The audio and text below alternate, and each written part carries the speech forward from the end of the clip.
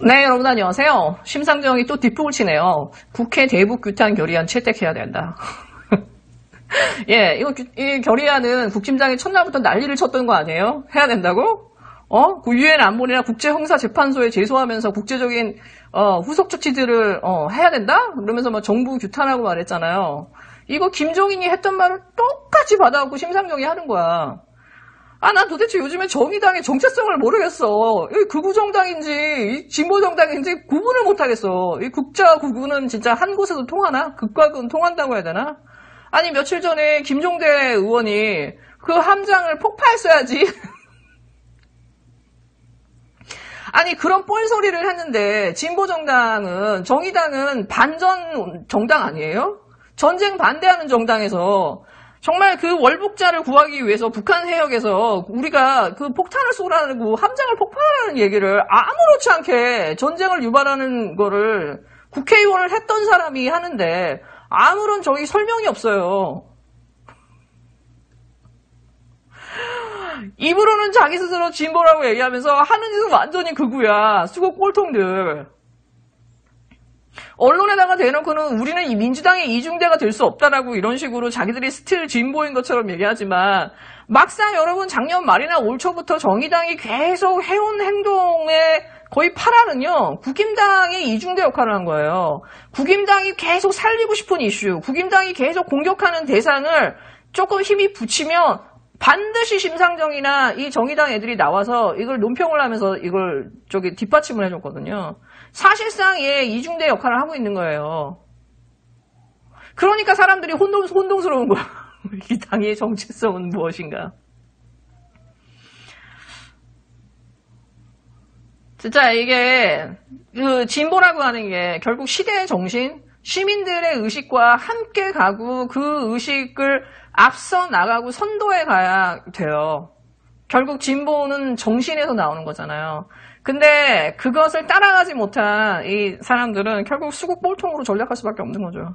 지금 이제 이 심상정이나 정의당의 하는 행동을 보면은 무슨 대학 동아리 수준으로 거의 전략한 것 같아. 너무나 안타까운 상황이에요. 김경래 최강시사의 그 양홍석 변호사의 인터뷰를 보시고 더 시간이 되시면 그 다음날 백혜련 의원이 반박하는 인터뷰를 하거든요. 그 내용은 별로 없어요. 근데 꼭 들어보십시오. 그 두 개의 인터뷰를 들어보시면 보충 이렇게 느낌이 와요.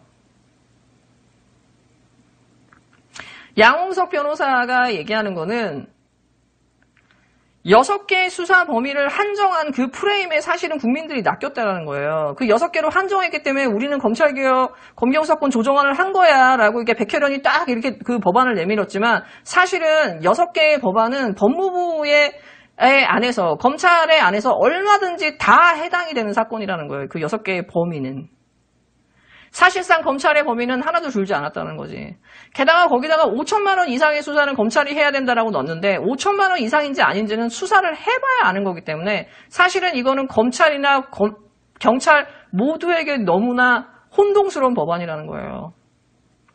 그리고 이렇게 혼돈스러울 때는 기득권을 가지고 돈이 있는 사람들은 그 혼동스럽고 모호한 법안을 빠져나가는데 정말로 힘이 없고 약한 국민들은 여기에 희생자가 될 확률이 매우 높다는 거지. 사실상 검찰의 그 권한을 늘려주거나 검찰이 좋아할 만한 법안을 만들어 놓고 국민들한테는 우리는 검경수사권 조정을 하고 있어요 라고 하면서 좋은 법안이에요 하고 홍보했다라는 거예요. 사실은 민주당의 백혜련 의원이 거짓말을 했다라는 거지. 국민들을 속였다라는 거예요. 그리고 검경수사권 조정안의 시행령이 이렇게 어떤 괴기하게 나온 이유는 뭐냐. 이 시행령은 이 모법을 바탕으로 해서 바꿔야 되는데 이 백혜련 안이 워낙 엉망진창이다 보니까 바꿀 수가 없는 거야. 그러니까 법무부도 청와대도 바꿀 수가 없는 한계가 있는 거예요. 모법이 엉망이다 보니까. 거기다가 슬그머니 검찰이 야 거기 또 하나 빠진 것 같아. 마약 수사하고 그거 사이버 범죄 넣어줘. 우리한테 꼭 필요해. 그러니까 그걸 살짝 또 이렇게 넣어준 거예요. 제가 볼 때는 그건 백혜련 의원이 알아서 넣어준 것 같거든요. 지금 막 이게 인터뷰하는 거 보면은. 그러니까 당정청에 이 검찰개혁을 반대하는 사람들이 이렇게 딱 검찰이 원하는 대로 딱 해준 거야. 그리고 국민들 앞에서는 검경수사권 조정에 우리가 만들었어요 라고 딱 이렇게 홍보를 했다라는 거죠. 모법이 엉망이기 때문에 시행령도 이렇게 나올 수밖에 없었다라는 거예요. 저는 이 인터뷰를 들으면서도 참 어떤 면에서 정말 모골이 성연해진다고 해야 되나요? 사실은 이 열린민주당이 없었고 황희석 의원이나 최강욱 의원이 이렇게 공수처법이나 이 검경수사권 조정안의 이 세부 사항의 문제점을 지적해주지 않았다면, 그렇게 해서 국민들의 눈을 확 열어주지 않았다면은, 그들의 그 시선으로 이 검찰개혁안을 다시 쏟아보기를 하지 않았다면은, 우리는 그냥 그 공수처법 좋은 거요. 예, 뭐 검경수사권 조정안 아유 좋은 거야. 지금 민주당 잘하고 있어. 이랬을 거예요. 왜? 그냥 우리는 그들이 말하는 대로 그들의 목소리를 대변해주는 그 언론을 통해서 우리는 그냥 여기를 봐오고 있었거든요. 근데 이런 거의 국민을 기만하는 수준의 법안들을 만들어내고 있었다라는 거지, 민주당 안에서. 민주당 의원들이 아무리 승이 안 차도 국힘당이나 뭐 안철수나 정의당의 의원들하고는 비교 불가죠. 그럼에도 불구하고 민주당에 참 이미지 좋은 의원들도 많고 좋은 초선들도 많이 들어왔어요. 180석에 가까운 의석을 가지고 있죠. 그럼에도 불구하고 이 3년을 끌어온 이 검찰개혁안이 이렇게까지 좌초하고 길을 잃고 그 내용이 거의 부실에 가까운, 오히려 검찰의 힘을 실어주는 이 법안으로 이렇게 나오게 된 거에 대해서 저는 이 국민들이 민주당한테 지금 뭐 하고 있냐고 저는 이걸 물어봐야 된다고 생각해요. 정말로 개혁적인 의원들이, 우리가 알고 있는 개혁적인 의원들이 최선을 다했음에도 불구하고 이것이, 이 결과물이 그들이 만들어낼 수 있는 최선안이라고 한다면은 정말 우리가 보고 있는 이 민주당의 모습은 빙산의 일각에 불과하다는 거죠. 이 수면 밑에 깔려져 있는 그 엄청난 빙하의 양이, 그 의원들이 숨어서 이 검찰개혁과 언론개혁과 이 사법개혁과 이 모든 언론들을 이 문재인 정부의 이 개혁을 다 막고 있는 거나 마찬가지거든요. 뒤에 숨어서.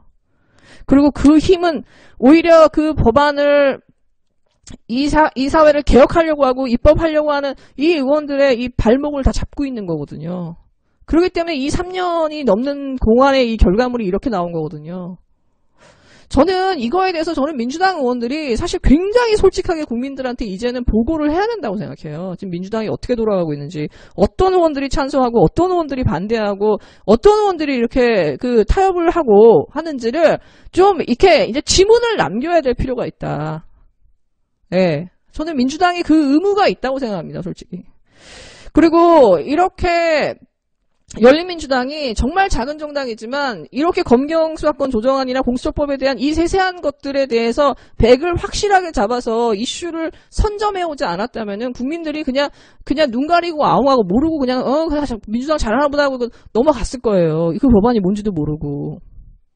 정말 이 황희석 의원 같은 경우도 정말 이걸 견인해온 사람인 거죠. 뭐 최강욱도 마찬가지지만 정말 그분의 시선을 통해서 이 검경수사권 조정안이나 공수처를 다시 볼 수 있는 새로운 시선을 우리에게 열어준 거에 대해서 저는 황희석 의원은 정말 위대한 일을 했다고 생각합니다. 그리고 한편으로는 정말 이런 부분의 어떤 디테일한 부분에서 저는 김호준 총수가 왜 입을 다물고 있는지, 왜 윤석열에 대해서 말을 안 하고 있는지도 한 1년 지나니까 굉장히 좀 의문이 가기도 해요, 솔직히. 나중에 자세하게 얘기할 때가 오겠죠? 네. 여러분 어저께 그 스트레이트에서 뭐 쨍한 거 하나 나왔었죠. 이 수원대 비리, 사학비리가 쫙 나왔는데 이 사학비리의 끝판왕이 수원대를 다뤘어요. 여러분 수원대는 유명하죠. 김무성 딸 30대 초반에 정교수가 되시고 박기태 딸이 거기 있죠. 심지어 수원대는 조선일보 이 방종호와 사돈지간이죠. TV조선이 결국했을 때 이 수원대가 50억 원의 이 기금을 투자했는데 알고 봤더니 그 50억이 등록금이었죠. 진짜 뭐 채용비리, 입시비리 뭐 진짜 비리의 끝판왕이에요. 근데 제가 깜짝 놀란 게 뭐냐, 단 한 번도 이 수원대가 압수수색을 당한 적이 없대요. 39가지의 혐의가 있는데 그 중에서 38가지를 검찰이 다 털었어. 무혐의로. 단 하나, 그 변호사 비용을 학교 비용으로 충당한 거, 그거 하나 벌금 때린 거예요. 근데 그 벌금도 200만 원. 왜? 300만 원 이상 때리면은 이사는 해임되거든요. 그러니까는 검찰이 알아서 그거 하나 딱 기소해갖고 털어준 거예요. 마치 윤석열 장모 사기죄 빼고서는 사문서 위조로 해가지고 지금 재판하면서 이렇게 털어주듯이. 그리고 홀딱 깨는 거는 막 새끼 검사가 전화해가지고 막 그 비리 제보하는 그 교수한테 잘해줄 테니까는 저기 조용히 있으라고. 회유하는 것부터 그 수사를 맡았던, 이 수원대의 수사를 맡았던 그 담당 검사 이영렬이 지금 지금 나가가지고 수원대 변호사하고 있잖아요. 정관예우 하고 있는 거죠. 이런 비양심이 있어요. 진짜 끝판왕인 것 같아. 이 수원대가 대한민국의 지금 이 기득권의 현주소를 말해주는 끝판왕인 것 같아. 근데 여러분, 유난히 사학 재벌들이 이 국임당에 많아요. 나경원, 장제원, 뭐 강성종, 김무성, 이은재, 뭐 장제원, 뭐 셀 수도 없죠. 그들의 사학이 거의 이런 식의 비리 백화점들이에요. 근데 그들이 이 국회에 진출해서 이 검찰과 언론을 붙들고서 얘네들을 비호하고 있는 거거든, 이 비리 사학들을. 지금 이번에 연대나 고대도 나와서 정말 이 결과물 보고 정말 심각하죠. 근데 연대와 고대의 차이점이 있어요. 고대는 뭐 교수들이 뭐 슴사람 가서 술 처먹고 뭐 이런 거야. 법카 쓴 거야. 근데요, 연세대는요, 거의 300명 이상의 직원들이 연루돼 있고요. 거기에 많은 부분이 입시비리랑 되게 연결되어 있어요. 한마디로 연대나 뭐 이대나 이런 데는 입시비리가 많다라는 거야. 이거 드러나면 내가 볼 때는 대한민국은 이제 발칵 뒤집혀질 것 같아.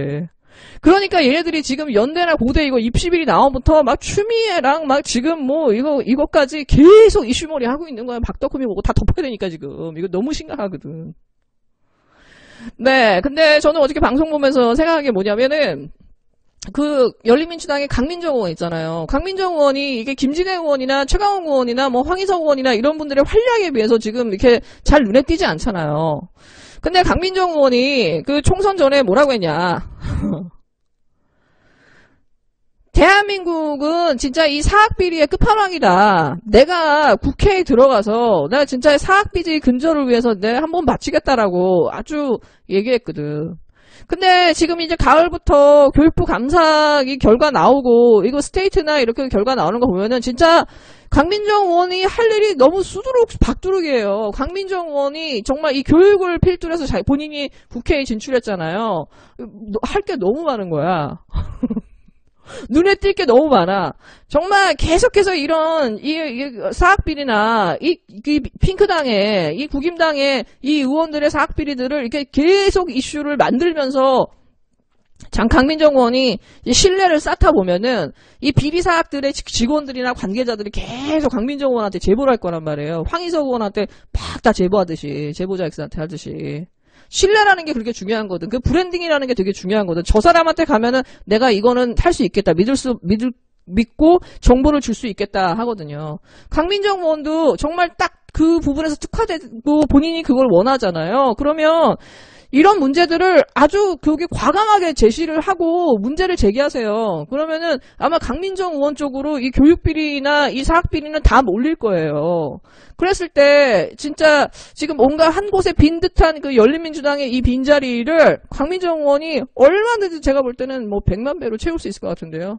그 열린민주당 한 명이 100명의 의원의 역할을 해야 되는 거 맞잖아요. 저는 그런 부분에서 강민정 의원한테 힘을 드리라고 여러분도 응원을 좀 많이 해주십시오. 이 사학비리, 이 교육계 비리, 강민정 의원이 좀 나서가지고 좀 할 수 있도록 그리고 많이 제보해 주셨으면 좋겠습니다. 네, 여러분 즐거운 하루 되세요.